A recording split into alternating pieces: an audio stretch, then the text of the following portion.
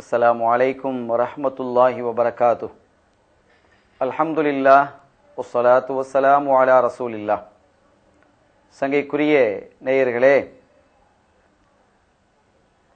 அருமை தோழர்களாகிய நபித்தோழர்களாகிய சஹாபாக்கள் அவர்களுடைய அர்ப்பணிப்பு நிகழ்வுகளை எண்ணி பார்க்கும் பொழுது நம்முடைய நெஞ்சமெல்லாம் அதிசயிக்கிறது. நபித்தோழர்களில் ஒருவராகிய சையதுனா அப்துல்லாஹ் இப்னு ஹுதாஃபா ரலியல்லாஹு தஆலா அன்ஹு அவர்கள் ரோம பேரரசர் கைசரால் ஒரு முறை கைது செய்யப்பட்ட பொழுது அவர்களுடைய தோற்றம், அவருடைய முகத்திலே தெரிந்த தேஜஸ்து, அறிவினுடைய வெளிப்பாடு, உடலில் இருந்த அந்த ஆஜானுபாகுவான தோற்றம், நெடு என்று அவர்கள் வளர்ந்திருப்பது, இதையெல்லாம் பார்த்த கைசர் இவரை எப்படியாவது தன் பகுதிக்கு தன் வழிக்கு இழுத்துக் கொள்ள வேண்டும் என்று கங்கணம் கட்டிக் கொள்கிறார்.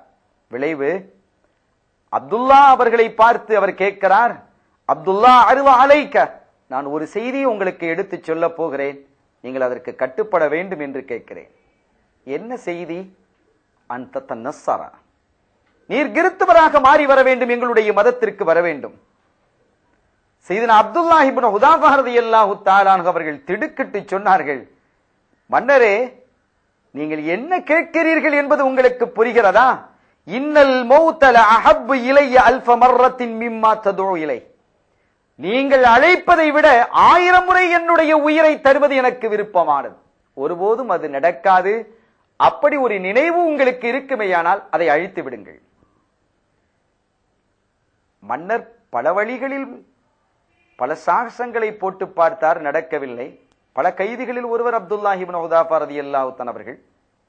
ஒரு கட்டத்தில் அவர் சொன்னார், காசம்துக்க சுல்தானி, என்னுடைய அரசை 2 பகுதியாக ஆக்கி ஒரு பங்கை உங்களுக்கு தருகிறேன், நீங்கள் ஏன் கிறிஸ்தவராக மாறக்கூடாது என்று அவர் கேட்டார். ஒருபோதும் நடக்காது.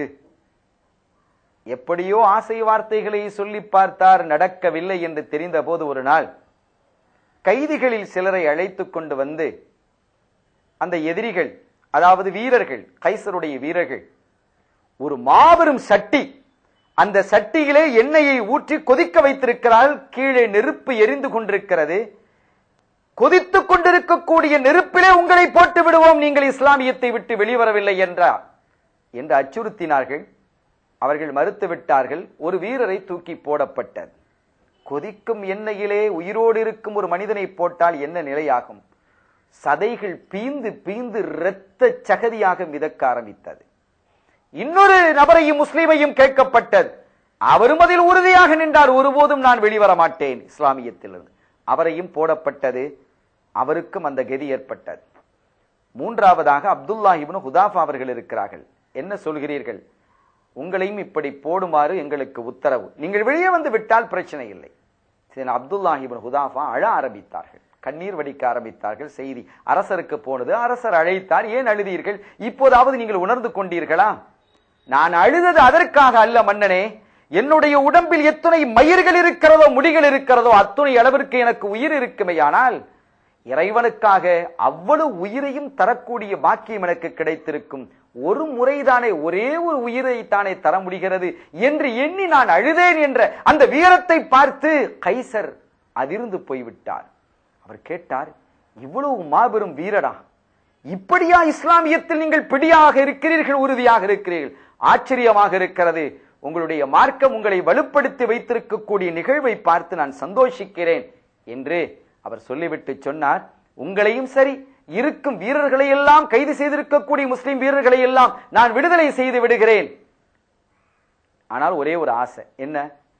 என் தலையில் நீங்க முத்தமிடணும், என் தலையில் நீங்கள் முத்தமிட வேண்டும் என்று சொன்னதும் அவங்களும் பார்த்தாங்க, நம்ம முத்தமிடுறதுனால முஸ்லிம்களுக்கு உயிருக்கு பாதுகாப்பு கிடைக்கிறது என்று கொஞ்சம் யோசித்தாலும் முத்தமிட்டாங்க.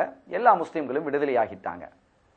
ஆனாலும் அவர்களுடைய உள்ளத்தில் சங்கடம் இருந்தது. நபிகள் செய்தனா உமர் ரலியல்லாஹு தஆலா அன்ஹு அவர்களிடத்தில், அவர்கள் தான் அவங்களுடைய ஆட்சி காலத்தில் தான் நடந்தது. ஹலீஃபா அவரிடத்திலே வந்து நடந்ததை சொன்னார்கள். நான் செய்தது தவறா சரியா என்பது தெரியவில்லை, யாருடைய உயிரும் அநியாயமாக பிரிக்கப்பட்டு போய்விடக் கூடாது என்பதற்காக இதை செய்தேன் என்றார்கள். நீங்கள் செய்தது சரி என்று சொல்லிவிட்டு ஹக்குன் அலா குல்லி முஸ்லிமின் ஐ யுகப்பில ரஅஸ அபி இப்னு ஹுதாஃபா, அப்துல்லாஹ் இப்னு ஹுதாஃபாவினுடைய தலையை ஒவ்வொருவரும் முத்தமிடுவது ஒவ்வொரு முஸ்லிமுக்கும் கடமை என்று சொல்லி அவர்கள் முத்தமிட்டார்கள். ஆக உயிர் என்பது இஸ்லாமியத்தில் மகத்தானது, அது பாதுகாக்கப்பட வேண்டியது என்பதை இந்த செய்தி நமக்கு வலியுறுத்தி காட்டுகிறது. யாரும் யாருடைய உயிரையும் அநியாயமாக போக்க கூடாது என்று இஸ்லாம் வன்மையாக உறுதியாக நமக்கு சொல்லி இருப்பதை பேணி மனித நேயத்துடனும் அன்புடனும் நடந்து கொள்வோமாக. வல்ல அல்லாஹ் யாவருக்கும் அருள்வாளிப்பானாக. எல்லாம் வல்ல அல்லாஹ்வின் அருளையும் ஸல்லல்லாஹு அலைஹி வஸல்லம் அவர்கள் ஷஃபாத்தையும் பெறுவோமாக.